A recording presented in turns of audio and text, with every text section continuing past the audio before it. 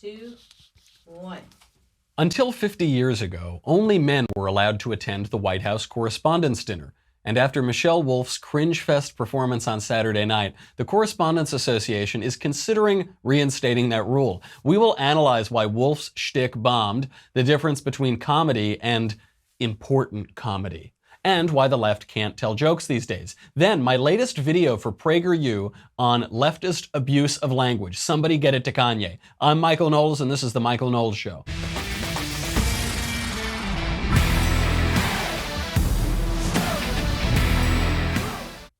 So there's a lot to get to today. It is also, I didn't mention this at the top, it's Cecile Richards' last day at Planned Parenthood. She's the maniacal ghoul who has run Planned Parenthood for a decade, and I'm sort of sorry to see her go. I'll explain why. We'll also play the audio of my new PragerU video at the end here, mostly because I really want Kanye to see this. Kanye is now on a run of Scott Adams, Jordan Peterson, Candace Owens. I think this is the time for him to see my PragerU video, so please tweet it at him. It's about language. It's about if you control the words, you control the culture. So, go find it on YouTube, tweet it at Kanye. I'd really appreciate that. We're really trying to expedite his process in political transformation here. Before we get to these things, because I want to analyze this Michelle Wolf thing bit by bit. There's a ton of fake news about it. Everybody's lying to themselves. Nobody thought it was funny. We will explain why. I actually know why her shtick failed. Before we get to that, we have to talk about a new sponsor, and one of the coolest sponsors ever. This is Little Bits. Little Bits is an award-winning platform of easy-to-use electronic building blocks for creating inventions large and small.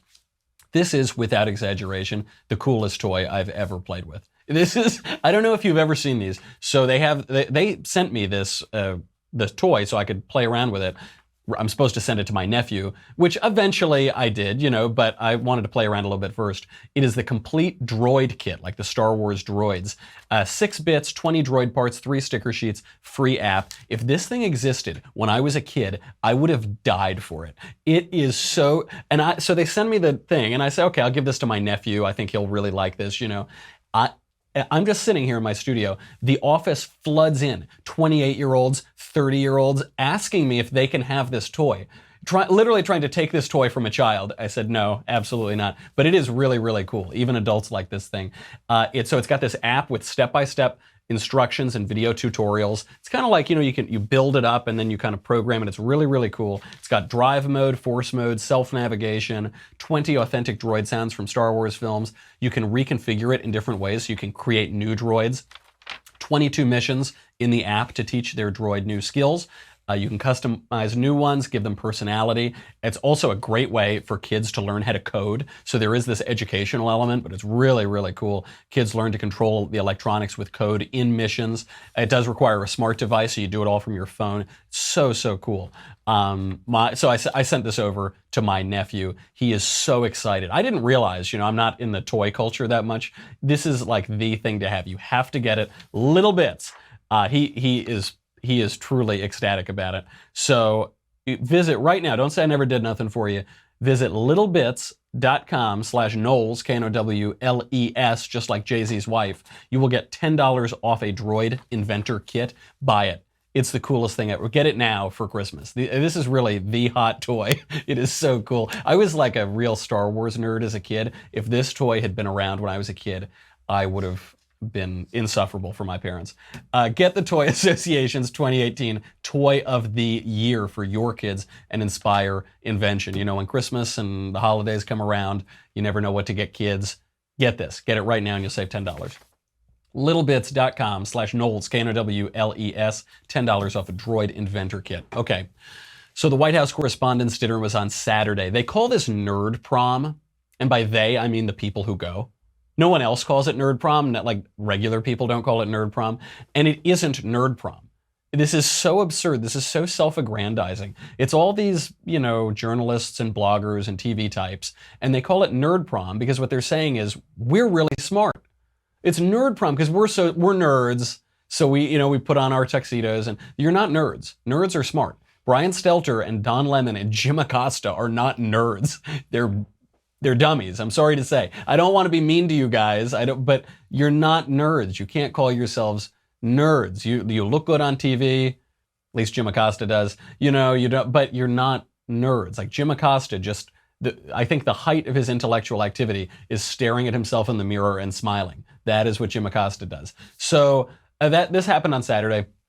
A ton of backlash against the main performer. So the White House Correspondents' Dinner has been going on since the Coolidge administration, and they would always have some sort of entertainment. Some celebrities would show up. Sinatra started going in the 70s, and by, I think it was 1985, that was the first year they invited a comedian to give the monologue at this event.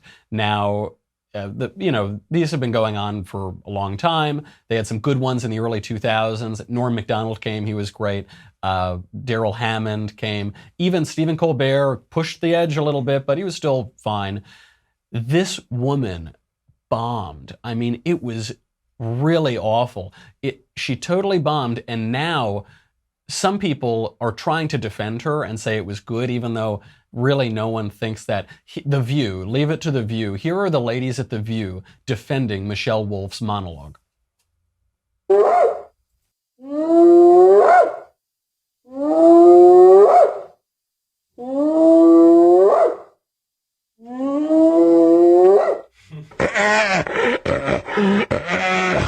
Oh, I'm sorry, that was just a bunch of cackling hyenas.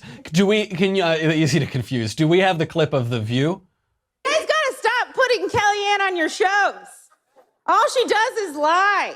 It's like that old saying, if a tree falls in the woods, how do we get Kellyanne under that tree? I'm not suggesting she gets hurt, just stuck. I actually really like Sarah. I think she's very resourceful. Like, she burns facts, and then she uses that ash to create a perfect smoky eye. Like, maybe she's born with it. Maybe it's lies. It's probably lies. There's a laughing their heads off here. So did she go too far? Well, when I first saw the coverage of it, because I hadn't seen it live, I thought that someone had really pushed the limit, because every headline was it was awful, it was uncomfortable. Yeah. Then I read it and watched the clips, and the comedian did her job. She is there to come and push the envelope. That's what comedians do. Right. If people have a problem with it, it might be taking issue with this dinner as a whole in these times. No, that isn't true. That isn't her job. That isn't her. Look, there have been plenty of comedians on, I guess they're all on the left. Some are not quite on the left, but they're usually on the left, and no one's taken any issue with them. Even Stephen Colbert, who really actually did kind of go up to the edge, but that isn't their job. The job of a comedian is not to push the envelope. The job of a comedian is to be funny. That's the only job of the comedian. And I had Owen Benjamin on the show a few weeks ago, and he talked about this big distinction in comedians. The ones who go for claps, not laughs. The one like Jimmy Kimmel can't be funny anymore because the left lost its sense of humor. So now, instead of telling jokes on his show, instead of making people laugh, he makes political statements, and then they don't laugh because it isn't funny. So they just clap. They clap approvingly. They say, wow, yeah, he said a thing, yeah, it didn't tickle me because he's not doing his job, but this is the distinction between comedy and important comedy. This is the main distinction in comedians these days, because there are comedians who make people laugh and they tell jokes, and then there are people who can't make others laugh, who can't tell jokes, so they do important comedy. This kind of ruined George Carlin even, when he decided to become a philosopher instead of a comedian. Very talented comedian, and then he started doing this philosopher shtick. It isn't great. It isn't what comedy is for, but people totally misunderstand the job of comedians. They say, you're there to speak truth to power. No, that's what journalists are there for. They totally derelict of their duty for a decade, and now they're the butt of jokes. Now they're sort of the clowns rather than the journalists or the comedians. And the comedians are there to make people laugh. So look, I'm not surprised that the View isn't the most insightful place to look for commentary on this. The left and anti-Trump conservatives now are calling those of us who didn't like the shtick hypocrites. They're saying, oh, what, are you offended, snowflakes? You're always saying we're offended. Well, now you're offended. It's not quite that I'm offended. I am offended because it's not in good taste, but I don't really care. It's just that it isn't funny. And the set bombed. Everyone admits that the set bombed. Even the left admits it. This isn't some left-right thing. The left admits it bombs. Douglas Brinkley, who's a CNN talking head who refers to himself as a presidential historian, Douglas Brinkley came on for reaction after the Correspondents' Dinner, and they said, "What do you think?" And he said, "Well, there were some good lines." Right, he was trying to put a good spin on it. No, there were a couple of good liners. And then they brought him on again. He said, "Well, yeah, I mean, yikes." And then the third time they brought him on, he said, "Okay, they got to cancel this dinner." This was a disaster. Margaret Talev, the head of the White House Correspondents Association, she defended Wolf. She called Wolf a talented comedian who had a message to deliver, and she did deliver a message. Again, this is back to the View's misunderstanding of comedy. The point of comedy isn't to deliver a message, it's to make people laugh. So then the head of the White House Correspondents Association said, "Unfortunately, the entertainer's monologue was not in the spirit of that mission to unify the country." So even the White House Correspondents Association threw this woman under the bus. Maggie Haberman criticized it. Maggie Haberman, more than basically any journalist, was totally in the tank for Hillary. The Hillary campaign openly talked about this with one another in memoranda that have since come out. But Maggie Haberman tweeted out, she said, that the press secretary, Sarah Huckabee Sanders, sat and absorbed intense criticism of her physical appearance, her job performance, and so forth, instead of walking out on national television, was impressive. Because Michelle Wolf was really crude to President Trump, and then almost exclusively the women in the Trump administration. Those were her two targets, Trump and the women in the Trump administration. Now, I have to say, a lot of this sounds like a little too late, because everybody was laughing in the room. I don't know that it was like real laughter, but it was at least performed laughter. All of those left-wing journalists there, they gave her laughs. They played into some of the bits.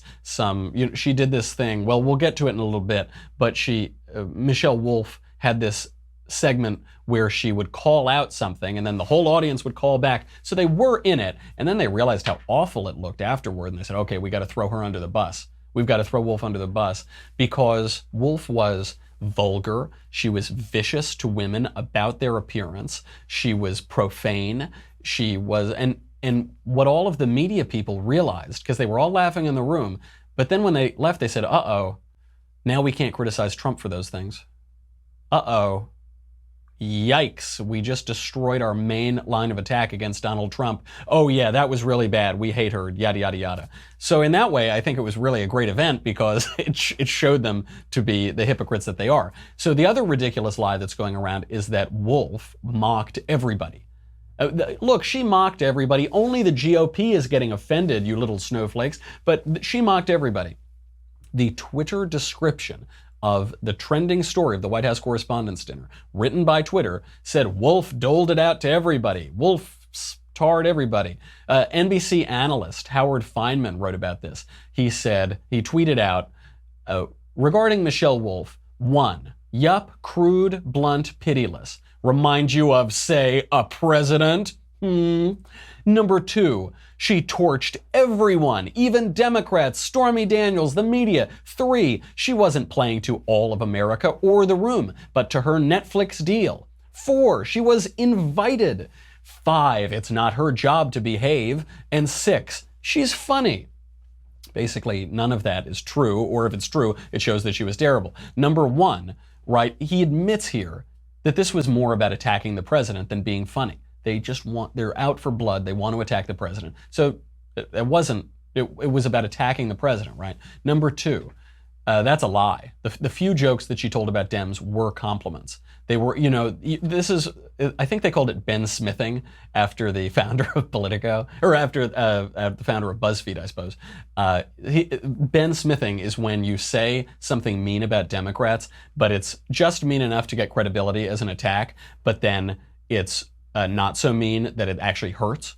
So one of the jokes that Michelle Wolf said was, Democrats are bad because they lose sometimes. They're really bad because they lose elections. The whole joke was, Republicans could nominate Jeff pedophile Nazi doctor and the Democrats would still lose. So the whole joke is Democrats are great, and the only flaw is that, I don't know, they're not charismatic enough, but they're really good. Another joke was that Rachel Maddow is just too smart for TV. Rachel Maddow is way too educated for a popular TV show. Ha ha ha, that's not an insult, that's not an attack. So then number 3 that the NBC analyst says is, that means she didn't do her job.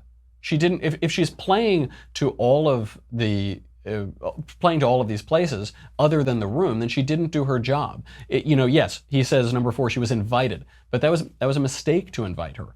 It's not her job. Sure, it's not her job to behave, but it is her job to read the room and to entertain, which obviously she did not do. Obviously, the reaction shows she did not do her job, and she isn't funny. She isn't funny. She just makes political statements that this guy at NBC likes. But that's not the same thing as being funny. There are plenty of people who, on the conservative side, who say things that I like who aren't funny. That's good. I like them, but that doesn't make them a comedian. Now, the final left-wing attack here is that it is hypocritical for Trump supporters to attack this woman for being vulgar and profane and not having class or anything and not being funny. They say it's hypocritical because Trump says mean things and he says vulgar things and all that. I will explain to you why these cases are completely different. Here is a classic example from Donald Trump from one of the debates with Hillary Clinton.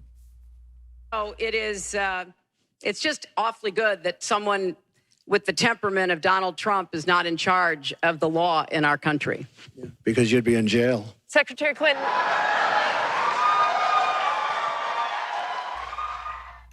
That is a very funny line. That shows a quick wit. It wasn't scripted. Michelle Wolf was reading from her script all night, but that was extemporaneous, very quick wit. Now, if Michelle Wolf were to try to do a joke like that, she would probably just yell in that nasal voice, "You're a criminal." That's what she was saying all night. "You lie, you're a liar, you lie." And so you're a criminal, but that's not funny. What's funny is waiting for Hillary to tee it up, and then Hillary says, "I don't want to live in an America where Donald Trump is president." So how do you play on that? Well, why not? One, you could make a joke about her character, her own actions, and you could make a joke about what happens if you're president, right? You play around in this scenario. A joke requires detachment. It requires space. So she says, "I don't want to live in an America with Donald Trump." It's not like he says, "Yeah, that's right, you wouldn't, because I do good things and you would do bad things." Right? That would be the Michelle Wolf thing. Instead he goes, "Yeah, you'd be in jail.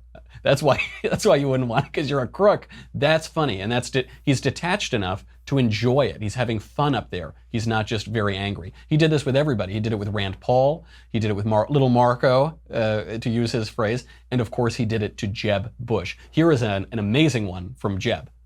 This is a tough business to run for president. I know you're a tough guy, Jeb. And we need to have a leader that is real principled. tough. You're never going to be president of the United States by insulting your way to the presidency. Let's see. I'm at 42 and you're at 3, so far I'm doing better. Doesn't matter. So far I'm doing better. You started off over here, Jeb. You're moving over further and further. Pretty soon you're going to be off the end. This doesn't do a thing to solve the problem.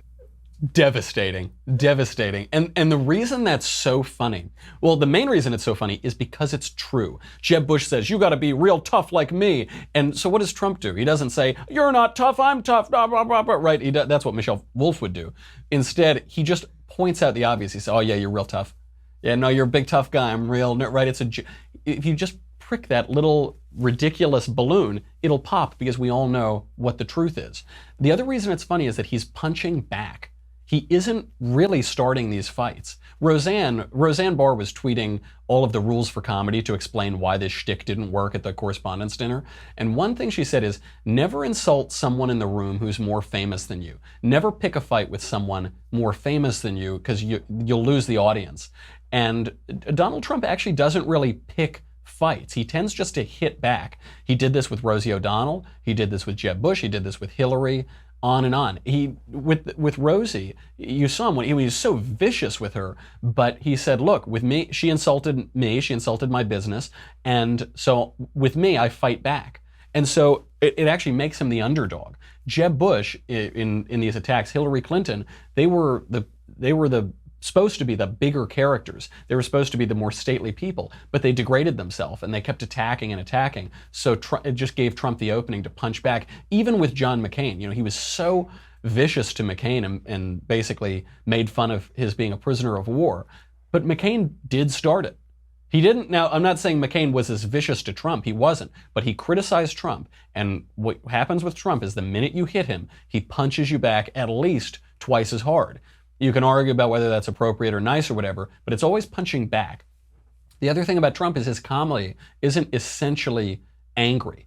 It plays on anger sometimes, but it's actually not angry in itself. It might be a facsimile of anger, but it's not really anger. Here's a great example of this. So I get a call from one of the reporters yesterday, and they said, the president of Mexico said they will not, under any circumstances, pay for the wall. What is your comment? I said, the wall just got 10 feet higher. It's true. It's true. Now, if he were really angry, there wouldn't be a joke there. He wouldn't know how to play on their reactions, right? He'd say, "You're not going to believe what they said to me, but they're not going to get away with this because da da da and I'm blah blah blah and you did this to me," right? That would be the Michelle Wolf response. But the Trump response is, okay, they've thrown this one at me. I'm going to detach myself a little bit. How can I? Oh yeah, that's a funny joke. The wall just got 10 feet higher. And goes right out, and that's why it's funny. The Washington Post, where democracy dies in darkness, ran a trollish headline today because her performance is basically being universally condemned, but they ran the headline. They said, Michelle Wolf got it just right. This is how the piece goes. That Wolf's performance was not normal for the Correspondents' Dinner is a testament to its timeliness and necessity. Nothing is normal right now.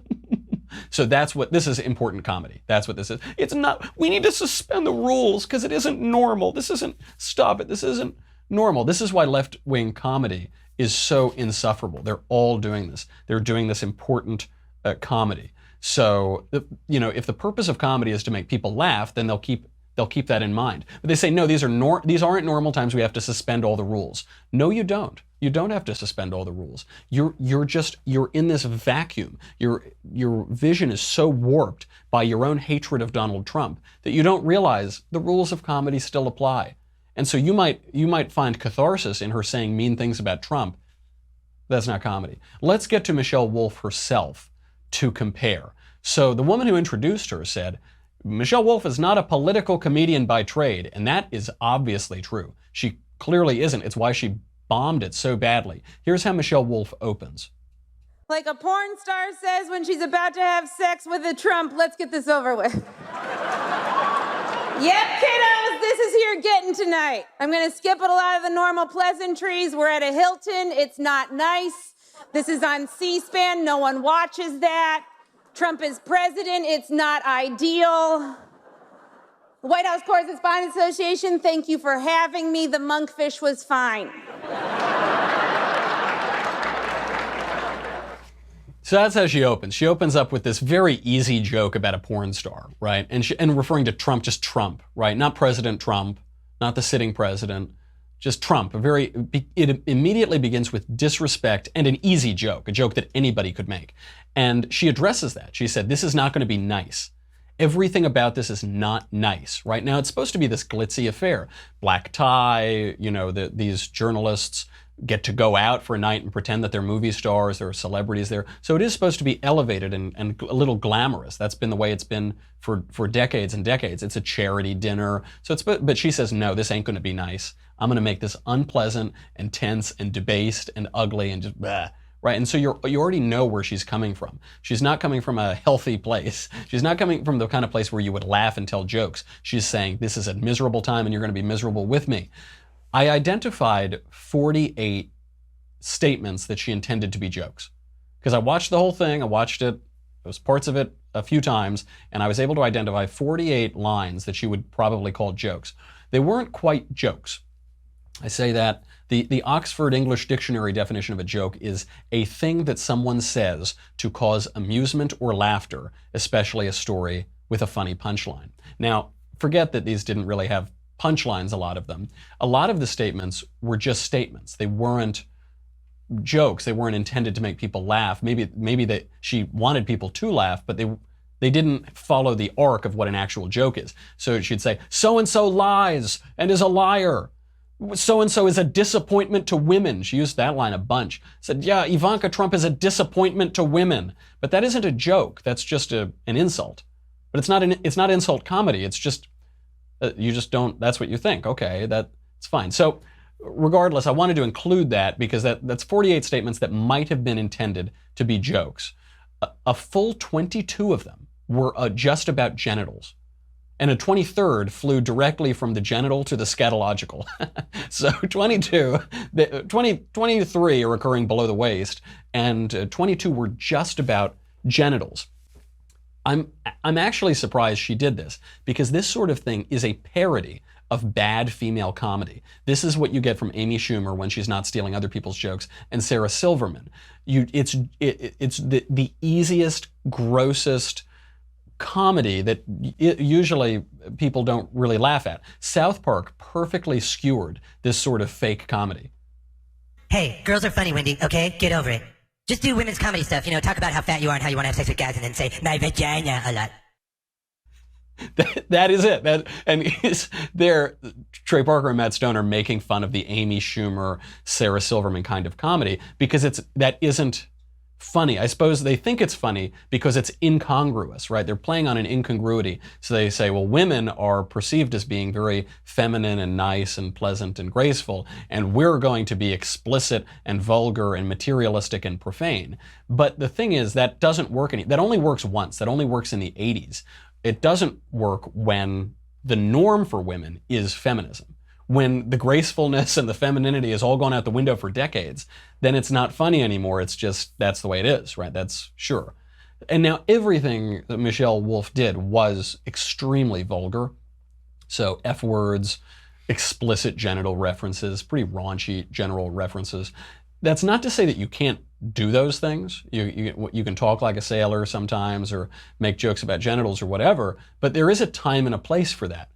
As I say, there's a time and a place for everything, and that's college. But there are times and places for this, right? So they'll say, well, Trump said gross things. He talked about genitals and made jokes about genitals. Right. He didn't do that on a podium at a black tie affair. He didn't even brag about it or do it in public. He defended those statements as locker room talk because they were locker room talk. Because he thought he was having a private conversation with a guy, the sort of conversation that every guy has. Sorry to tell you, ladies, whatever little feminist guy is telling you, I've never said anything like that. I've never said anything. So no, and what they're like, run away. Because those are the creepy guys that are convincing you that they're nice and sensitive and feminists, and they are the creepiest of all. Those are the Aziz Ansari types. Owen and I were discussing that. I think Owen uses the word soy boy. Run away from that, because that's locker room talk. But there's a difference between locker room talk and glitzy Washington affairs. They're not. You got to read the room. You got to read your crowd. And also, you've all been criticizing Trump for saying those things. So now you can't do it. Now you've been saying it's the worst thing, and he did that. And yeah, it's great for her to do it because he did it. What? That doesn't make any sense. Also, it's so easy to go blue in comedy. It's so easy to just cheat at comedy by using swear words and raunchiness as a crutch. It's much easier to do that than to try to do jokes without that. Jerry Seinfeld talks about this. Norm Macdonald talks about this.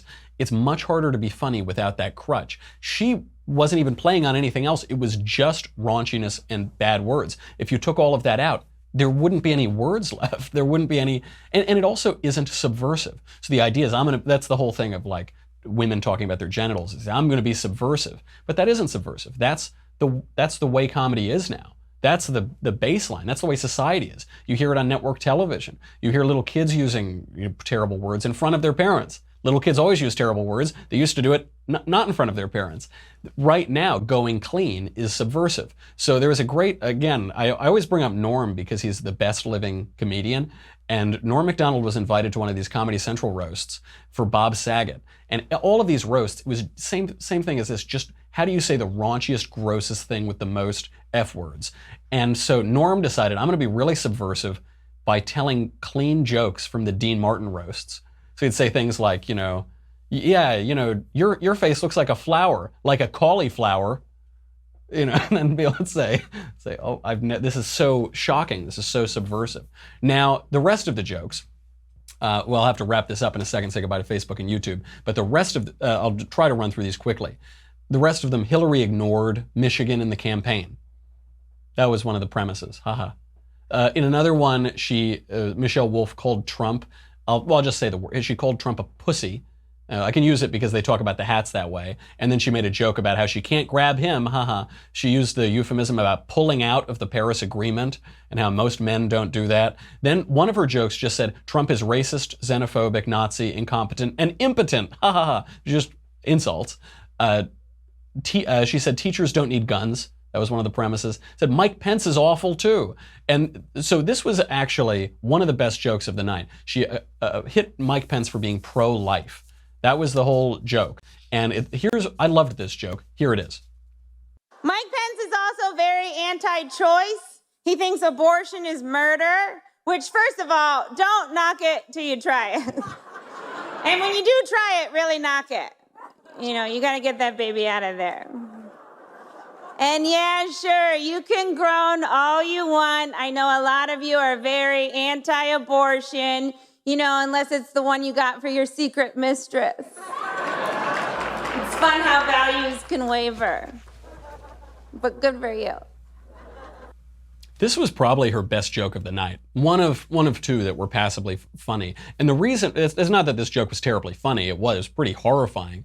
It would have been funny if it weren't such a horrifying image that it kind of overwhelmed the comedy of it.